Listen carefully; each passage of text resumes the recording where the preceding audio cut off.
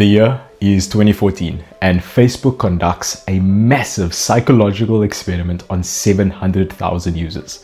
What they do is that they intentionally manipulate their algorithms, showing positive and negative content to some users, just to see how the users react. And this study violates many ethical standards and completely goes against the boundaries of academic research. Or how about that time they actively fueled ethnic violence and genocide in Myanmar?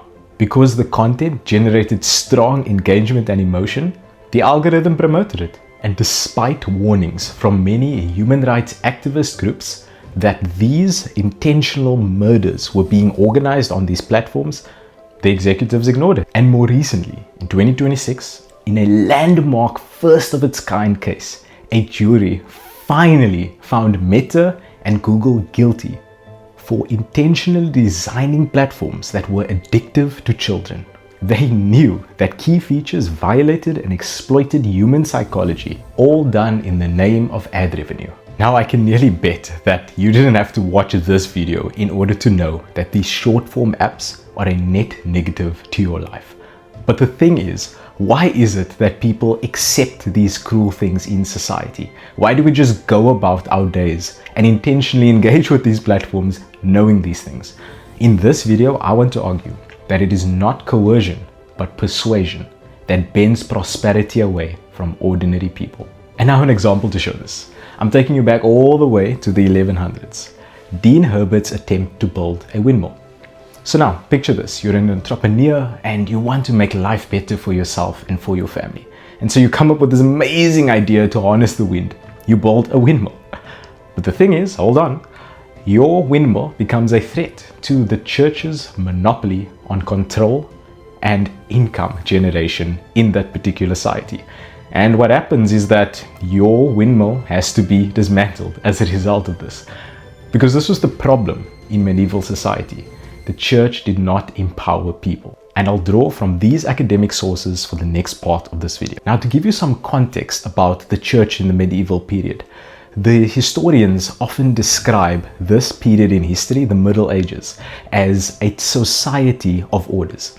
So there were those that fought, those who prayed, and those who worked. And it was the religious class that played a central role in maintaining this order and, in fact, insisting that it was divinely ordained. We often want to romanticize these old religious institutions because they preserved a lot of knowledge.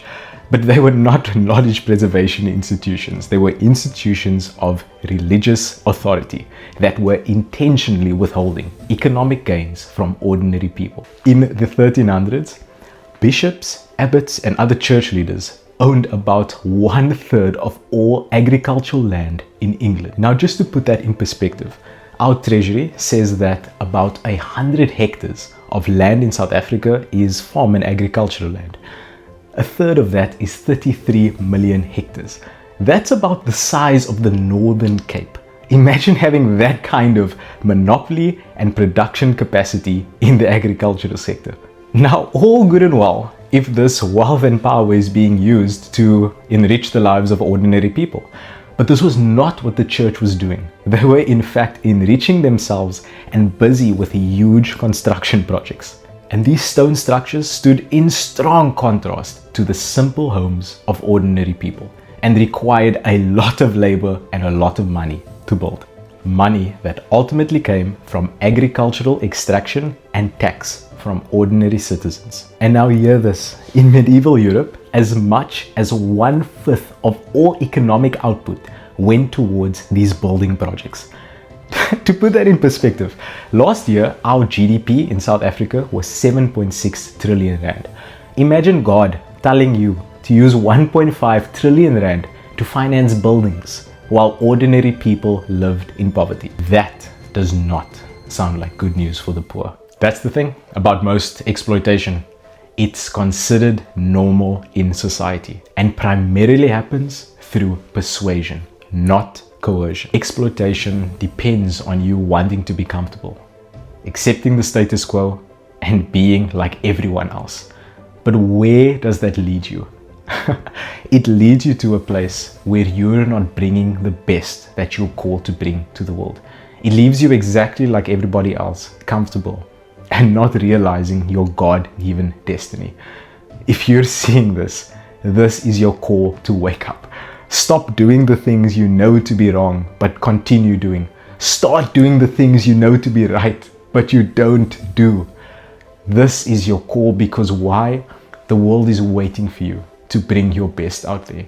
If only you'd accept your God-given responsibility and make something of your life. And look, I'm not here to give advice. No one takes advice they didn't ask for.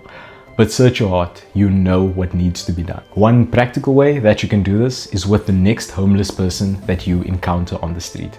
Because I believe in the same way that we look at the people of the past and we can't at all understand how they didn't allow people of color and women the rights that they enjoy today.